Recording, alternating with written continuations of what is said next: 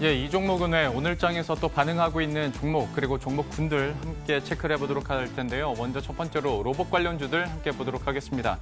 SK텔레콤과 LG전자가 5G 클라우드 기반의 로봇 서비스 여기에 대해서 추진한다, 로봇 개발 추진한다라는 뉴스가 있었죠. 그런데 사실 이 뉴스뿐만이 아니라 정부 정책도 그렇고요. 앞으로 어떤 산업의 대세가 될 수 있는 부분이기 때문에 기대감은 많이 있는 것 같습니다.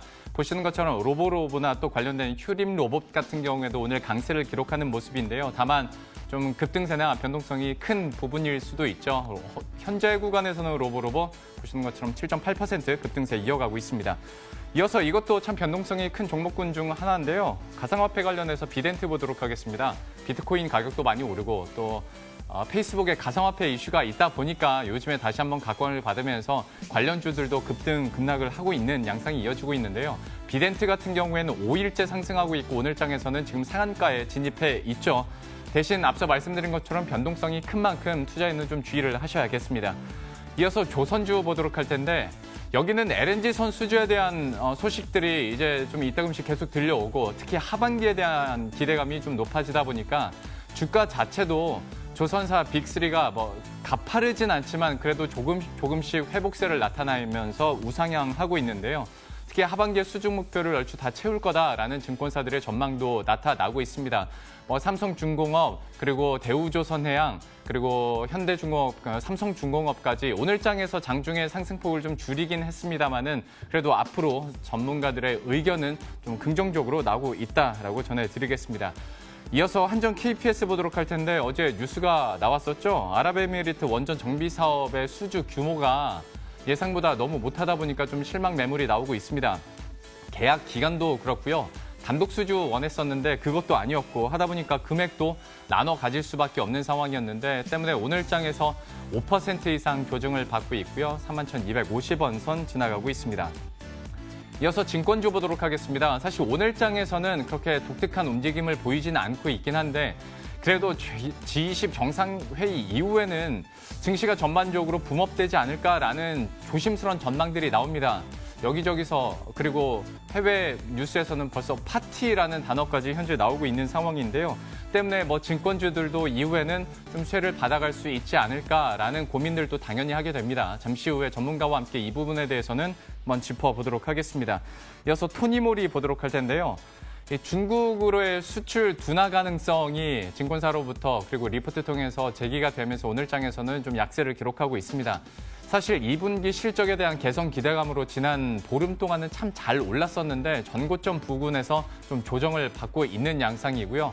오늘장에서는 4% 이상 조정받으면서 13,200원 선 지나가고 있습니다.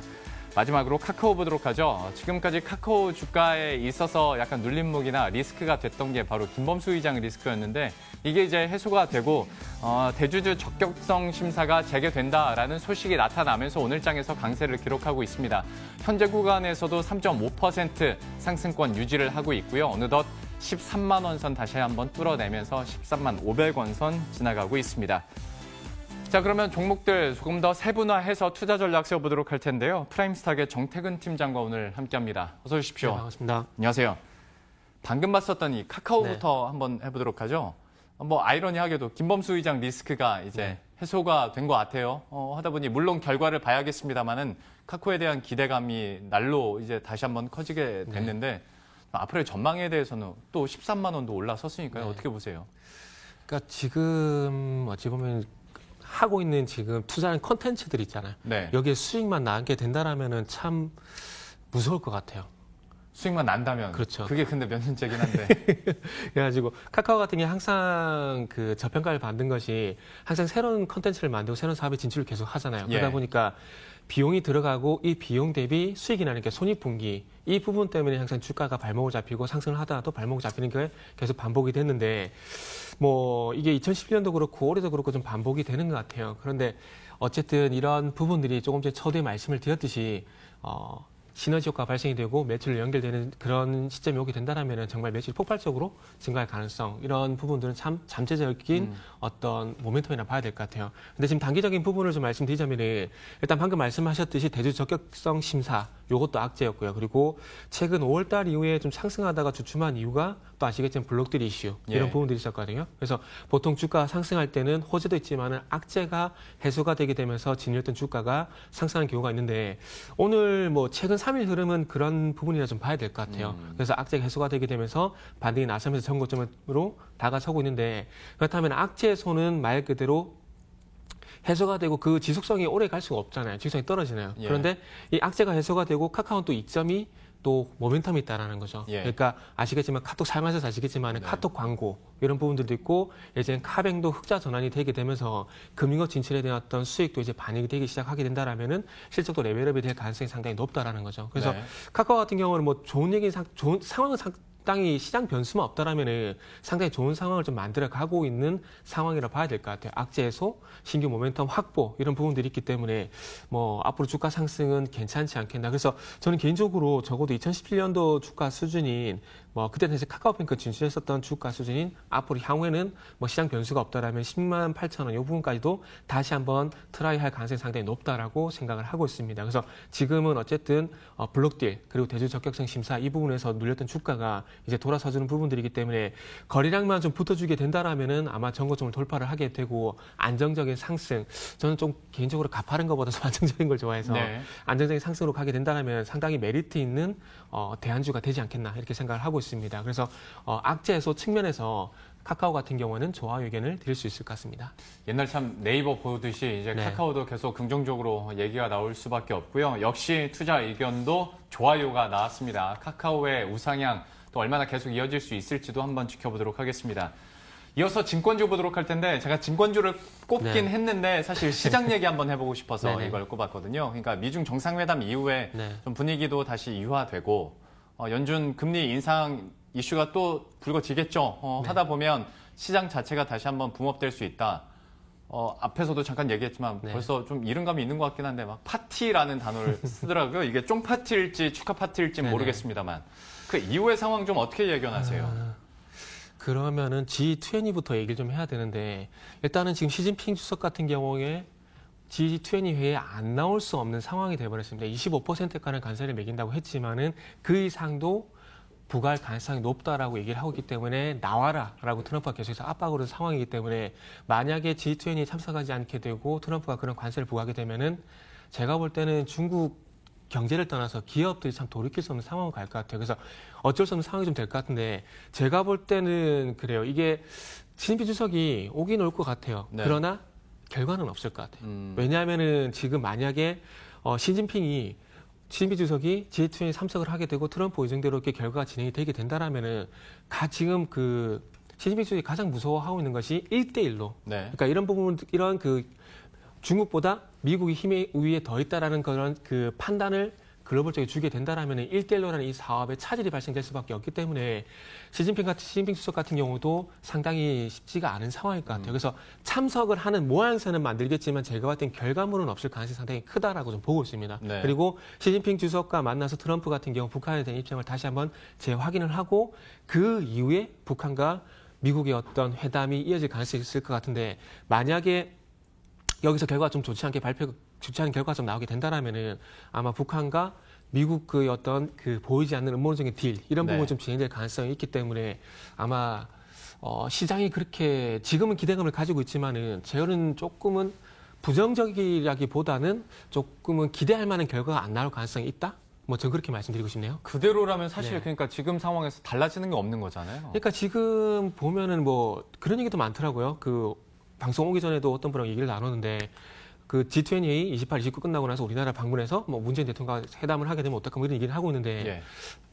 제가 알기로는 배학을 못 비셔서 그런 얘기는 없어요 지금 전혀 네. 없는 상황이고 G20에 참석하는 목적이 트럼프 같은 경우는 지금 그러니까 중국이 북한에 대한 어떤 의중을 확인하기 위해서 오는 거라고 저는 알고 있어요. 네. 그렇기 때문에 거기에 어떤 중국의 입장이라든지 이런 부분 그리고 관세 이런 부분들을 확인하기 위한 어떤 자리라고 생각이 들기 때문에 시장이 기대할 만한 그런 결과물은 나오지 않을 것 같아요. 제 생각에는 만약에 그런 결과물이 나올 것 같으면 이제는 이미 합의가 됐다라고 저는 생각을 하고 있습니다. 네. 근데 이게 지금 이루어지지 않는 이유는 어쨌든 힘의 균형이 지금 충돌하고 있는 상황이고 어느 쪽도 양보할 수는 없는 싸움이 되고 있다라는 거죠. 예. 그렇기 때문에 제가 봤을 때는 이 합의가, 그러니까 만약에 무역 합의가 된다고 하더라도 이제 또 지적재산권 이 문제로 넘어가서 합의가 쉽지가 않기 때문에 계속 지루하게 갈 것 같아요. 그래서 저는 두 가지 결과를 예상하고 있는데 하나는 중국이 지는 결과, 예. 그리고 하나는 예전에 그리스 생각나시죠, 디폴트. 예. 그때도 항상 시장이 문제가 됐었지만은 해결이 안 됐음에도 불구하고 악재로서 소멸이 돼버렸거든요. 네. 그래서 시간이 해결하느냐 아니면 중국이 지느냐, 전 두 가지에서 결정이 난다고 좀 봐요. 알겠습니다. 네. 그 관점에서 그런지 오늘 그러니까 네. 오히려 어떤 북한과의 스탠스, 남북 경협주가 오히려 특징주로 더 많이 거론되긴 하는데 이거는 워낙 이제 변동성도 큰 거고 하나의 네. 그냥 뉴스일 뿐이어서 굳이 넣지는 않았습니다만 G10 정상회의 이후의 스탠스들을 우리가 좀 보수적인 입장에서 봐야 될 필요도 있어 보입니다. 큰 의미는 없겠습니다만 증권주에 대해서 투자 의견도 그러면 어떻게 가져갈까요? 일단은 나빠요라고 말씀을 좀 드리고 싶어요. 예. 왜 그러냐면 지금 뭐 G20에 대한 기대감, 뭐 이런 여러 가지 금리나 얘기가 나오고 있는데 이런 이슈도 시장이 상승할 때마다 증권주가 추세적으로 간 적이 없어요. 그러니까 차트를, 증권주 차트를 좀 보게 되면은 2008년 이후에 아시겠지만 2009년부터 2011년까지 유동성 장세, 그때도 마찬가지고, 그리고 2011년도도 마찬가지로 증권주가 같이 가지를 못했어요. 지금 화면을 보시면 아시겠지만 현재 화면 요 구간이 예전에 2007년 기억나시죠? 그 구간이거든요. 그때 이후로는 시장과 동조화 현상을 보이게 되면서 상승이 나온 적이 없습니다. 예. 그렇기 때문에 증권주 같은 경우에는 이렇게 시장이 조금 돌아서주게 되면 그때 가서 한 번씩 약방의 감소처럼 부각이 됐었다가 네네. 또 소멸되고, 이걸 계속해서 반복을 하기 때문에 제가 봤을 때는 이거 뭐 증권주가 간다? 여기에 대해서는 지금 화면에 보신 바와 같이 이 경험치만 놓고 보게 된다면은 좋아요 의견을 주시기는 힘들지 않을까요? 그래서 나빠요 의견들 같아요. 알겠습니다. 사실 저도 시장 얘기하려고 증권주 한 건데 괜히 증권주들이 나빠요 소리만 듣게 되는 꼴이 됐습니다. 증권주 살펴봤고 이어서 바로 토니모리 보도록 할 텐데 사실 실적 전망에 따라서 화장품주들의 주가는 많이 엇갈립니다. 근데 토니모리는 2분기 실적 개선될 거다 하면서 한 보름 동안 잘 오르다가 그렇죠. 또 이제 증권사에서 중국 수출 둔화될 거다 하다 보니까 오늘 또 급락을 합니다. 물론 이제 전고점에 대한 부담도 있겠지만 토니모리에 대해서는 어떻게 파악을 해야 될까요? 토니모리뿐만 아니라 참 주식시장이 힘든 게 참 어떤 해석에 따라 그때그때 달라요. 이게 그러게요. 정말 어려운 것 같아요. 그러니까 토니모리 같은 경우는 방금 말씀하셨듯이 6월 초부터 해서 많이 올랐습니다. 2분기 때 턴어라운드, 그리고 작년 적자에서 올해 흑자 전환 기대감, 이런 부분들이 있었거든요. 근데 이런 부분들이 추세적으로 가기보다는 중국 사업의 어떤 구조조정, 그리고 미국이란지 유럽에 대한 어떤 매출이 조금 확보가 되게 되면서 이젠 더 이상 나쁘지 않을 것이다, 뭐 이런 관점에서 주가가 좀 상승했었습니다. 근데 구조적인 어떤 문제를 봤을 때 그 토니모리뿐만 아니라 화장품 업체들 같은 경우에 지금 발목을 잡는 요인이 제가 볼 때는 이건 것 같아요. 뭐냐면 화장품 업체들이 장점이자 단점이 중국에 너무나 집중이 돼 있다는 겁니다. 그러니까 예. 중국 얘기가 나올 때마다 화장품 업체들이 변동성이 상당히 커요.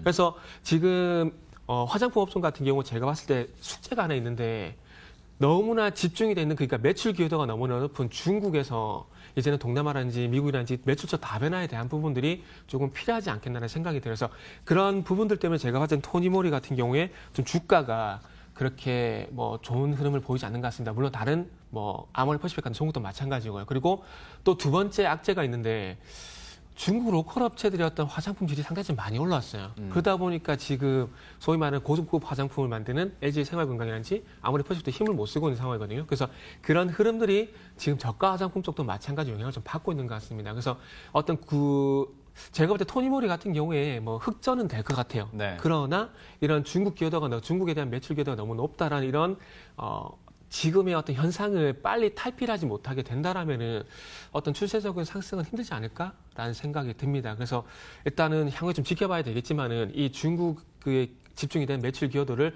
다변을 하게 되면서 얼마만큼 흑자 전환하고 흑자 전환 폭이 얼마만큼 확대를 시키느냐, 이걸 좀 지켜보자는 그런 말씀을 좀 드리고 싶어요. 그래서 예. 이런 부분을 좀 지켜보자는 관점에서 저는 토니모리뿐만 아니라 화장품 전체적으로 봤을 때 글쎄요 의견 드리고 싶네요. 화장품 전체에 대해서 글쎄요 얘기를 해주셨어요. 네. 역시 참고하도록 하겠습니다. 마지막으로 한정 KPS 보도록 할 텐데, 이건 앞에서 제가 뉴스는 설명드렸습니다만은 네. 앞으로의 주가 전망이나 영향력 어느 정도로 보십니까? 저는 개인적으로 지금 정부에서 탈원전을 계속 추진하는 상황에서 이런 원전업체들이 힘을 쓸 수 있을까?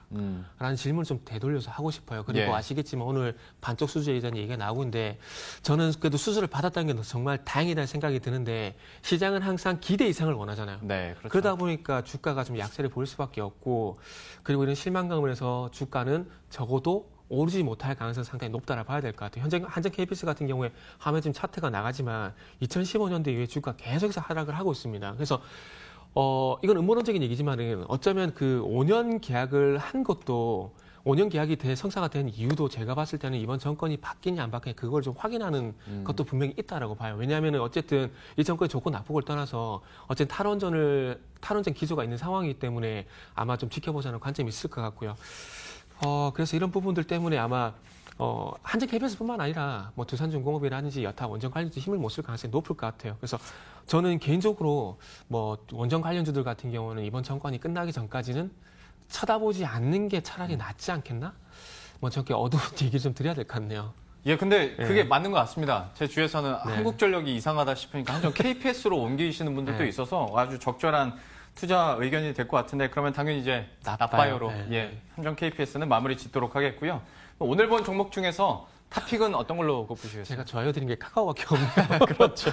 네, 그래서 당연히 카카오 탑픽이 될 것 같아요. 예, 카카오에 대해서는 저희가 또 기대감 가지고 모멘텀도 많이 쌓여 있으니까요. 한번 지켜보도록 하죠. 지금까지 프라임스탁의 정태근 팀장과 함께했습니다. 고맙습니다. 네, 감사합니다.